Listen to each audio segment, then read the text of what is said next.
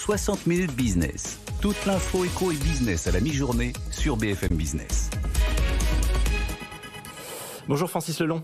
Bonjour. Merci d'être avec nous. On vous connaît notamment comme le créateur de Sarenza.com. Vous êtes aussi l'ancien directeur général de Cobuzz, le service de streaming musical en haute qualité. Et vous êtes désormais à la tête d'Allegria Tech, leader européen du no-code. Alors d'abord pour les novices, comme moi, vous nous expliquez en quelques mots ?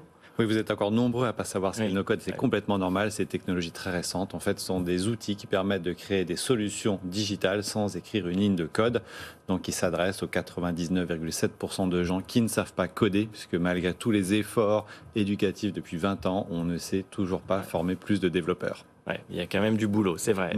C'est-à-dire, c'est être développeurs sans développer en fait, sans savoir coder. Exactement, en fait, ce sont des gens qui vont apporter des solutions, principalement dans l'environnement de la PME d'ailleurs. Il faut garder en tête qu'une PME aujourd'hui, 99% des PME ne verront jamais un développeur de leur vie parce qu'ils sont accaparés par les startups, parce qu'on manque cruellement de développeurs.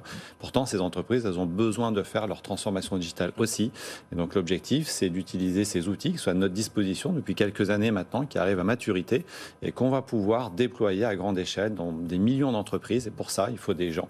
Il faut ce qu'on appelle des no-code makers professionnels, qui sont des gens qui vont venir faire ce travail dans les entreprises. C'est vrai qu'on a cette question de la pénurie. On le constate tous les jours après midi et demi avec Lorraine Goumeau dans le rendez-vous où des recruteurs viennent proposer des offres d'emploi et on voit qu'ils cherchent quasiment tous les mêmes profils.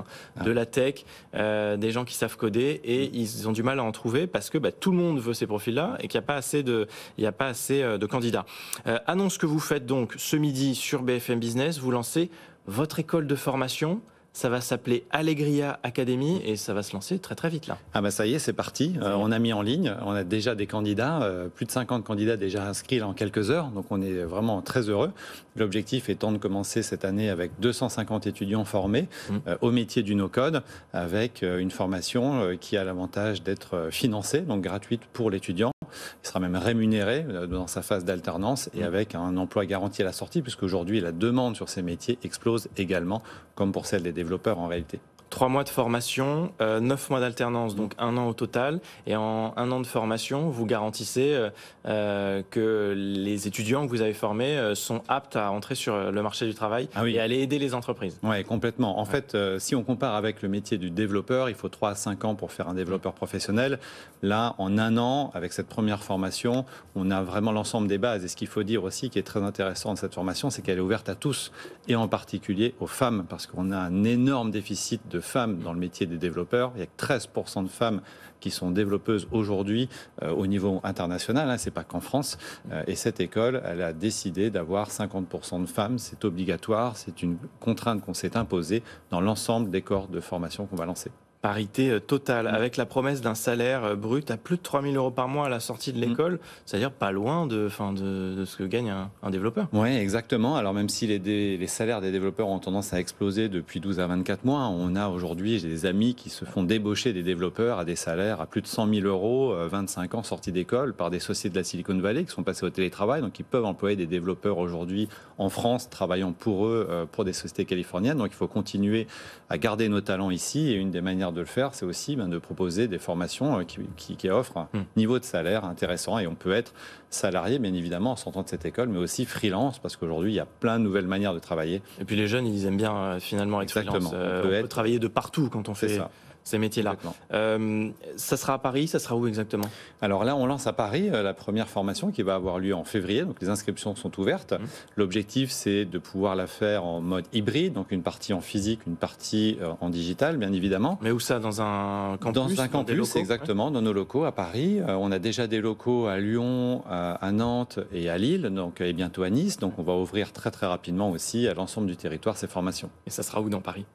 Et écoutez, pour le moment, on est à côté des Folies Bergères, sur les grands boulevards, donc très central. C'est l'anti-école 42 ou pas, l'école de Xavier Niel, qui lui forme les programmateurs ? Non, pas du tout, c'est complètement complémentaire. D'ailleurs, aujourd'hui, 50% des développeurs dans le monde font du no-code.